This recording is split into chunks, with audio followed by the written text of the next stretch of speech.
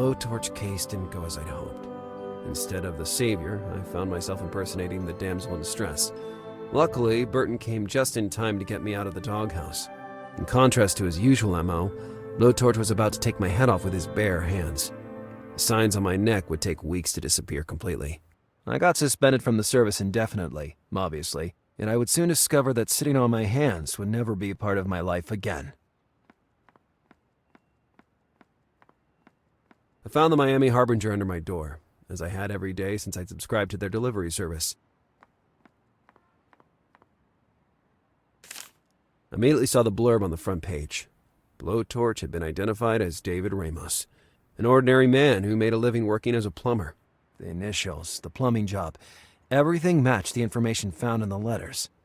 That crazy guy had given us, little by little, his complete identikit. Despite Burton's timely intervention, Ramos was able to disappear into the night and not get caught.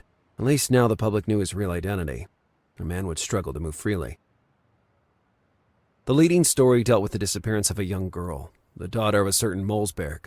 Apparently, he was one of the richest and most powerful men in the city. Nevertheless, I had never heard of him before. The journalist was doubting the real disappearance of the teenager, assuming she was a runaway instead. I wonder what clues she could have had that led to such speculation. The envelope sticking out didn't have a normal appearance. A cold shiver passed down my spine. Had I just received yet another letter from Blowtorch? I immediately noticed the strange seal with which it had been secured, but I would think about that later. With a trembling hand, I set out to pull out the letter. On the paper was an address and a series of meaningless numbers. Nothing else. Ramos was giving me an appointment in a West Miami alley, but that wasn't the most absurd thing. The most absurd thing is that I'd probably have gone. So Ramos was back after just a few hours on the run, ready to pick up our challenge where it left off.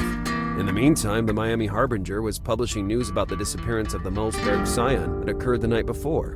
What if she was the victim chosen by Blowtorch? I should seek out more information. The morning news was being aired right then. Maybe there was still time to catch the final minutes of it. Claudio, the owner of the bar where I worked many years before, sitting at the piano was his wife. Adela tried many times to teach me to strum, but with very bad results. Before joining the detective bureau, I made a living working at a bar. How many friends did I make in those years? How much fun did I have? The UFO magnet I had stolen long ago from one of my neighbors, Richard. It kept the device thermostat held in position. Removing it would drop the temperature as low as it could go. But, alright, I rarely ate the junk food in my fridge anyway. My mini fridge. Spacious enough for someone like me who only eats at home once in a month, and the other day sneaks into wedding buffets. Inside that fridge, there wasn't even misery left. I hung all kinds of reminders on that pin board, like bills to pay and anything else. But I should have also learned a method to remind me to check them. A vicious cycle. I had nothing to hang at the moment, and there was nothing interesting among the items already posted. With blood and sweat, I had completed that collection of action figures when I was a kid. After Green Dart, it was my biggest triumph.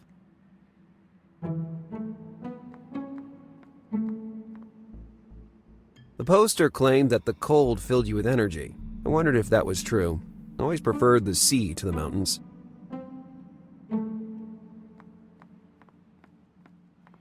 A glass holder trolley that actually looked like a toilet with a pair of wheels. What the hell was my remote control doing in there?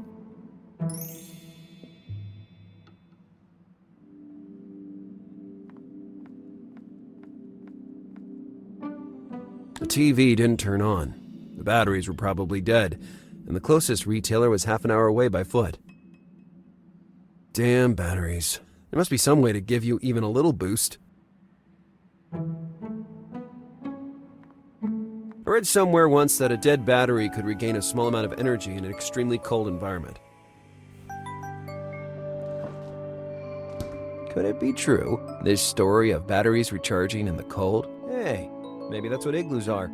Huge batteries shaped like houses. Oh, that would explain why Eskimos wear gloves, to prevent electric shocks. It was time to discover if my limited physics knowledge would help me or not.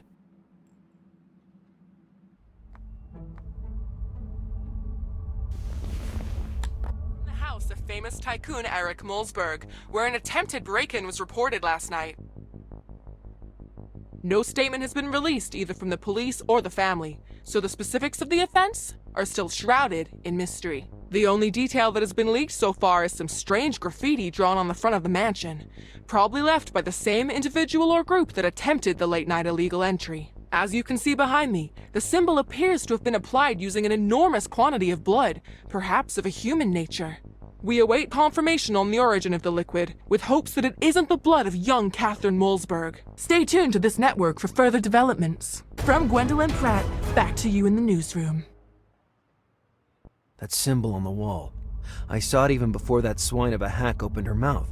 It was identical to the seal on the letter I had just received.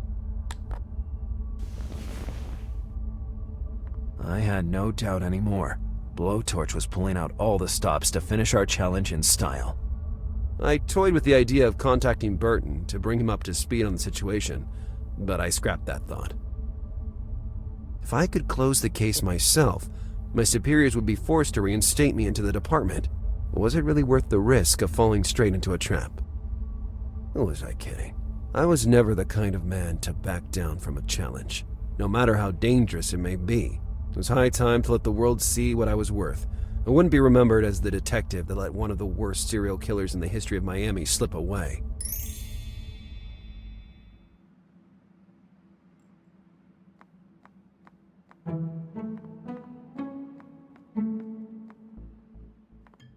It represented the Sacred Heart of Jesus, a Christian symbol of worship. My grandma insisted that I take it with me to America for protection, but to be honest, I always found it, slightly gruesome. The cell phone was inside the nightstand, comfortably resting in the underwear drawer. When I bent down to pick it up, I found myself looking at my parents' photograph. Mom and Dad, on holidays in Greece during their honeymoon. Dad with his typical sly look, Mom with an unlikely 80s rock star hairstyle. We always used to make fun of her for that juvenile look. How long had it been since I left Italy? And them. Looking at that photo always left me with a sour taste in my mouth, but that wasn't the right time to get lost in memories. I had a cell phone to retrieve and an investigation to continue.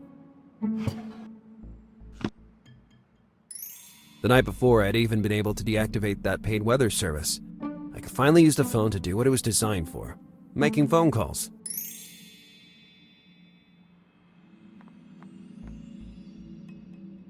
Bobby the Bear, protector of my dreams.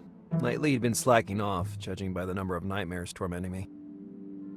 Bobby was down there for a reason, to protect me from nightmares. I'd remove it only in case of extreme need.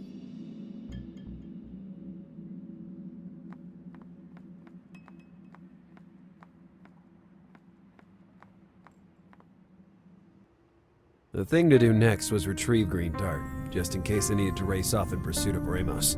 My beloved bike had been left at the HPD the night before. To recover it, a long walk awaited me. Hey Richie, how's it going? Hello, Lazarus. Richard, we've been neighbors for 5 years now. What do you think about finally calling me Lars? I like the sound of Lazarus. There's something magnetic about it, don't you think? Speaking of magnetism, do you still have that magnet I loaned you? Yeah, well, it's complicated. What do you mean by complicated? You didn't lose it, did you? No, not lost, no. I used it in a secret mission. My magnet. In a secret mission. Very, very secret. So secret I can't tell you anything about it. Well, do me a favor and get it back to me as soon as possible. It's a fond family memory. And that's what it would remain for poor Richard. A memory. Any good news in the mailbox? Once you could find love letters inside. Now it's just bills and a mountain of advertising. Do you even read the advertisements they send you? No, I just use it to ignite the coal at the barbecues with my colleagues. See you soon, Richie. Sure, at next Sunday's residence meeting. You'll come, right? I have a previously scheduled engagement. Sorry, did I say Sunday? I meant Saturday. Even worse, I have to attend a funeral. Oh, too bad. Then my condolences. The only one who'd die would be me if I went to another one of those stupid meetings. Of boredom. The Parmesan had been dangling from the ceiling for years, and by now, it had reached a very strong seasoning. I used to prepare a trap for a rat that was haunting the attic. I almost managed to grab it when the floor decided to collapse underneath my feet. And what's worse, I disastrously landed on the floor beneath, causing that huge hole. Moral of the story? The Parmesan was still hanging from those wires, and I had started to hate rats. For months, I kept asking and asking Miss Joyce to repair that hole. Sooner or later, I would fall through it again. Despite having customized it and made it ridiculously cool, it was still a wretched carrier of bad news.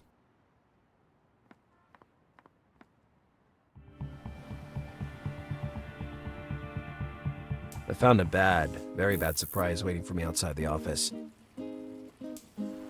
Those idiots in the department had pierced a tire of my beloved green Dart.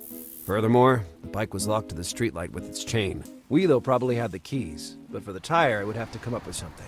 One thing was for sure, I wouldn't leave the HPD without my green Dart. That was Wheelo, Visitor Service Section. His role was dispensing entry passes to the occasional visitor and invent government conspiracies in his twisted little mind. Hey, Wheelo. Oh, it's just you. Who else would it be? A government inspector, maybe? They're everywhere these days. We are the HPD, the last place a government inspector would check. We work for justice, so we're all clean and spotless. Is that what you think? Actually, if we're talking about being clean, that doesn't really apply anymore. Listen, it's you who has the keys to Green Dart, right? Yes, the chief inspector entrusted their custody to me. Can you show me an identification document? Wheelo, if you don't give me the keys to my Green Dart right now... I'll make an exception to the rule.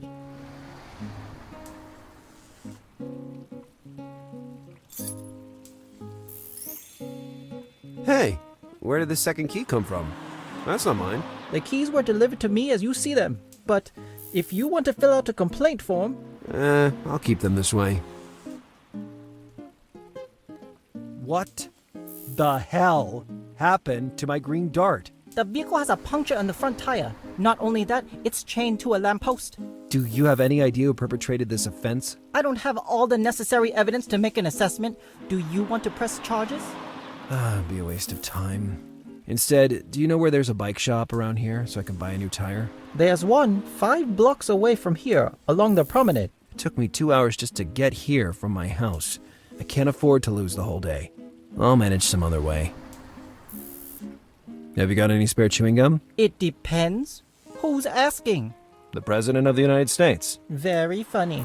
I might have some more, yes. Well, perfect. That's exactly what I need. Don't get any ideas. I'm done giving you things for free. Come on. Stop talking nonsense and give me some gum. Okay. Bring me the latest edition of Play Guy and maybe we can talk about it. What?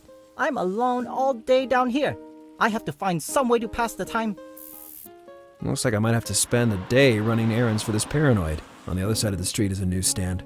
I better hurry up if I don't want to waste too much time. Bullets in Love, the box office smash hit movie of the recent months. The classic predictable thriller where at the end the killer turns out to be, spoiler alert, the main character. A fiery red sports car.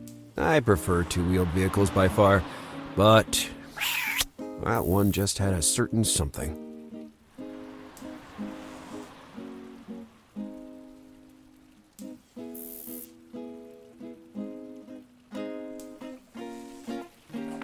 He looked more like a cursed painter than a newsagent.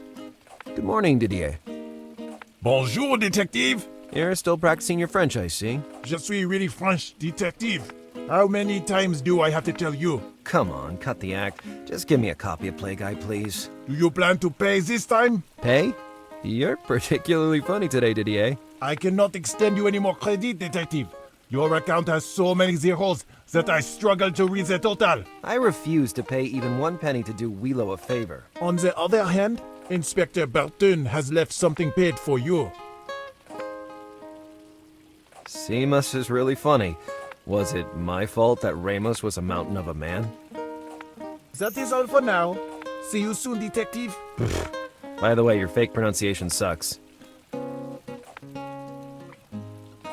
An inviting toolbox, stuffed with delights of 1,000 uses. How many acts of vandalism could I perpetrate with a simple brush? The sun up in the sky, a fiery red balloon and a lollipop. Would have gladly changed places with that kid.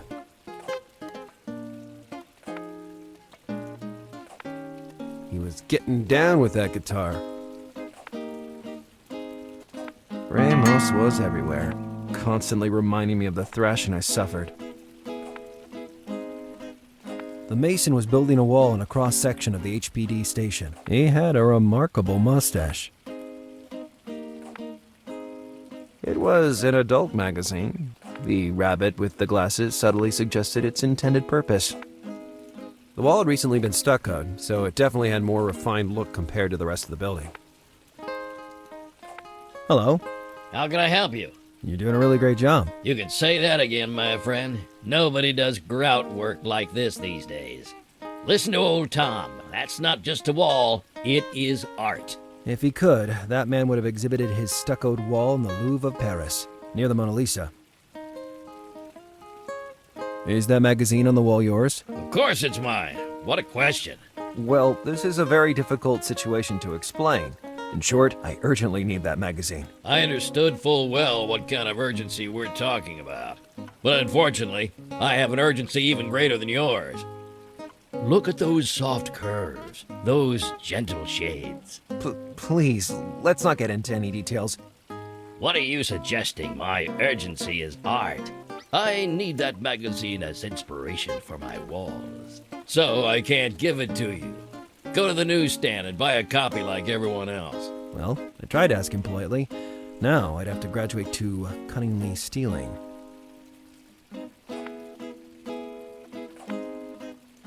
Yes, I would rapidly switch the covers so that the Mason wouldn't notice the disappearance of his magazine.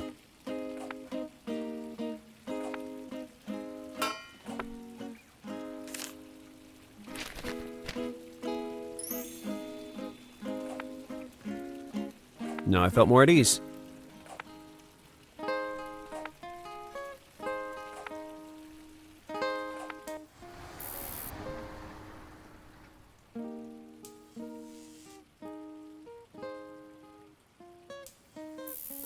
Here you are, you filthy pervert. But these were not the kinds of pecs I really wanted to see. Take the cover off, you idiot. Oh, now I get it. Don't get smart. Now, I want the chewing gum we agreed on.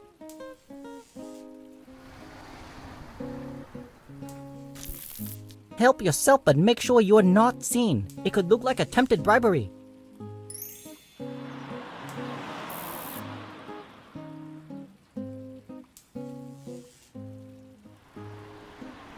The chewing gum was exactly what I needed to fix the bike.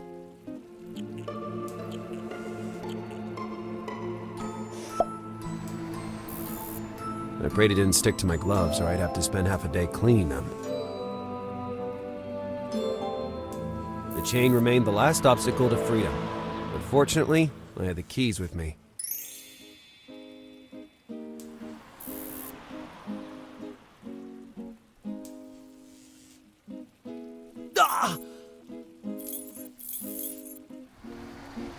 What clumsy hands! I had... I think I felt a twinge in my hand. And you scored. What a shot.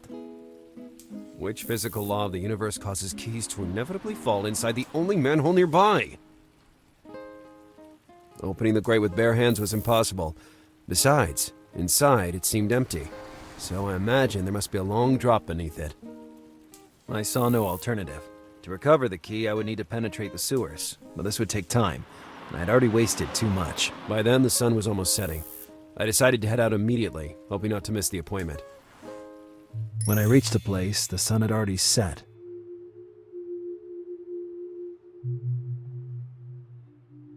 An old, desolate alley in West Miami. I didn't know what to expect yet. I had to move cautiously.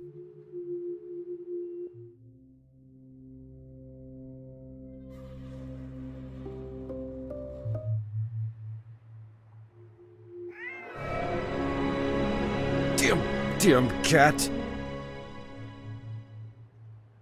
A TV and bits and pieces. Boxes, empty bottles of detergent, junk.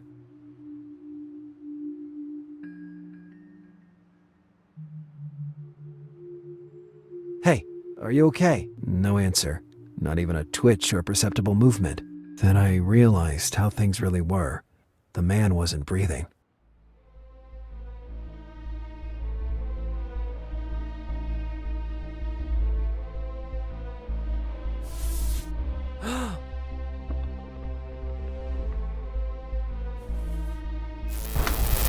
What the?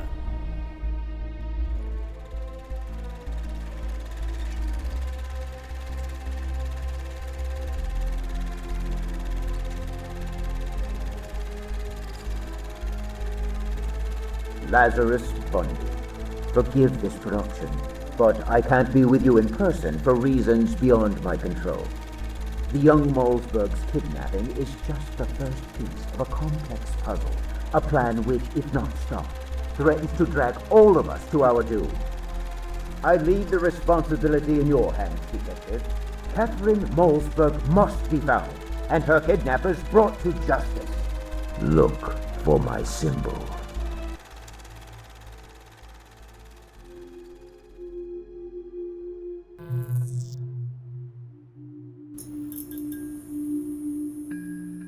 I forced myself to interpret all this like a very bad joke. I failed. I started with the conviction to end my challenge with Ramos, and yet I found myself receiving a brand new one. The tone of that man suggested only determination, not a single trace of mockery, nor even a perceptible tremble. That guy really believed what he said. I immediately realized that he wasn't a mythomaniac. Racking my brain would have been useless, so I decided to go back home and sleep on it. Maybe the night would bring much-needed insight, and the next day I'd know what to do.